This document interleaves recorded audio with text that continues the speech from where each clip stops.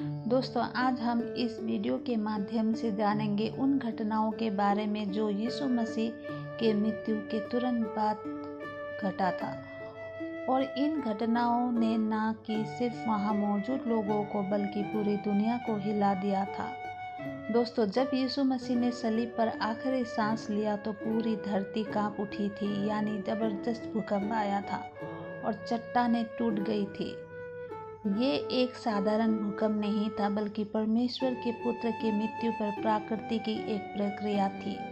इस बारे में आप पढ़ सकते हैं मत्ती 27 अध्याय का 51 पद में। दोस्तों, कल्पना कीजिए कि आप वहां मौजूद हैं और आसमान काला पड़ जाता है, चारों ओर घना अंधेरा छा जाता है और जिस जमीन पर तुम खड़े हो वो जमीन भी बुरी तरह से हिल रहा है और ये महसूस हो रहा है कि जैसे पूरी पृथ्वी शोक मना रहा है।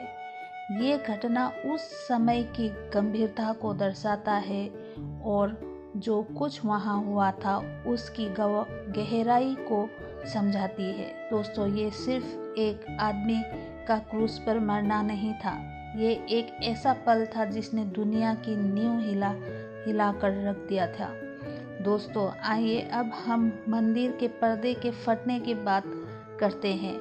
मत्ती की पुस्तक पढ़ने पर पता चलता है कि जब यीशु मसीह का मृत्यु हुआ तो मंदिर का पर्दा ऊपर से नीचे तक फट गया।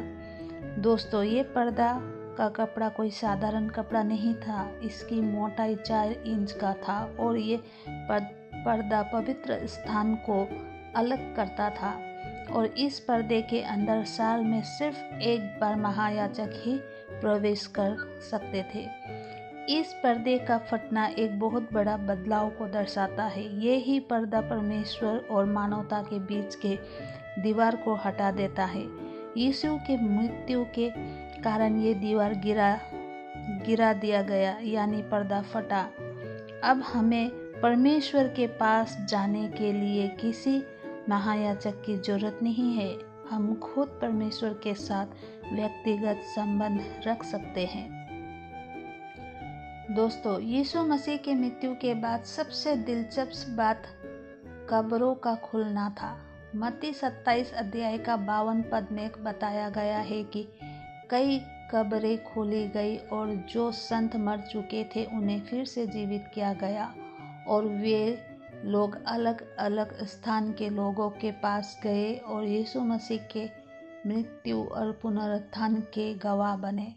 दोस्तों, उस पल और दिन को सोचिए और महसूस करिए कि कितना हैरानी आश्चर्य हुआ होगा जब कई सालों पहले मरे हुए लोग अचानक जी उठे और चलने फिरने लगे, अपने और पराये लोगों के सामने आने लगे।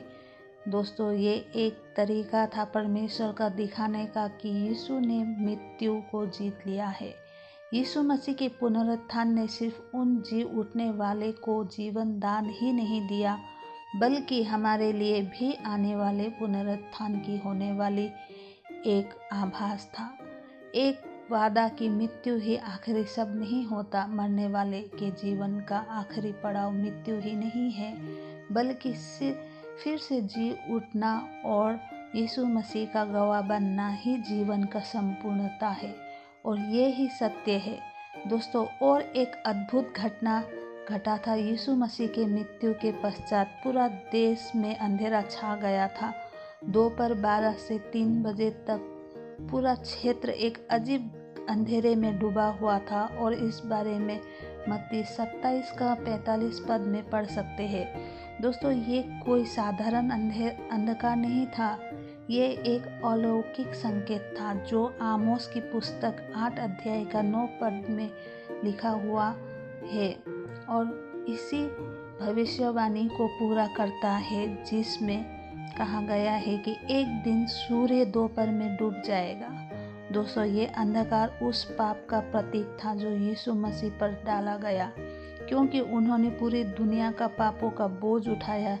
ये एक न्याय का संकेत था, लेकिन साथ ही उस बड़ी कीमत का भी जो हमारा उद्धार के लिए चुकाया गया था। सेनापति को एहसास होना। दोस्तों, एक और रोमन सैनिक जो यीशु मसीह को क्रूस पर चढ़ाए जाने का निगरानी कर रहा था। ये सैनिक मौत से अनजान नहीं था। उसने शायद सैकड़ों लोगों को क्रूस पे मरते हुए देखा था। लेकिन दोस्तों, यीशु मसीह के मौत में कुछ अलग था। भूकंप, अंधेरा जैसा जो कुछ भी घटित हुआ उस समय वहाँ उसे देखने के बाद सेनापति ने घोषणा किया कि वास्तव में ये परमेश्वर का पुत्र था। दोस्तों, एक पल इस बारे में सोचिए। एक कठोर सैनिक ने यीशु मसीह के मृत्यु के बाद उसके आसपास की दिव्य घटनाओं को देखा था और पहचाना था। ये इस बात को दर्शाता है कि यीशु मसीह का जन्म और मृत्यु सबसे असंभवित दिलों को भी बदल सकता है। दोस्तों, ये 5 घटनाएं, मंदिर का पर्दा का फटना, भूकंप आना, संतों का जी उठना, अंधकार होना और सेनापति को एहसास होना, ये सब एक सत्य की ओर इशारा करता है। यीशु मसीह का मृत्यु एक साधारण घटना नहीं था। इस मृत्यु ने सब कुछ बदल दिया।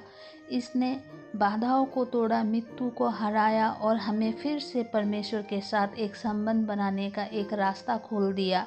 ये घटनाएं आज भी हमें याद दिलाता है कि हमारे सबसे अंधेरों पलों में भी परमेश्वर हमारे जीवन में काम कर रहे हैं।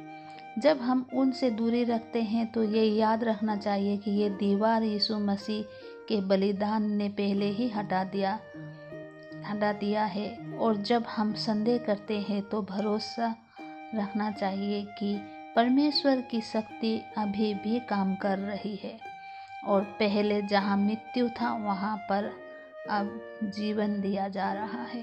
तो दोस्तों, आज का मेरा ये मैसेज कैसा लगा प्लीज़ सुनकर लाइक, शेयर एंड सब्सक्राइब कीजिएगा। मेरे अगले वीडियो आने तक आप सब बने रहिएगा। तब तक के लिए जय मसीह की।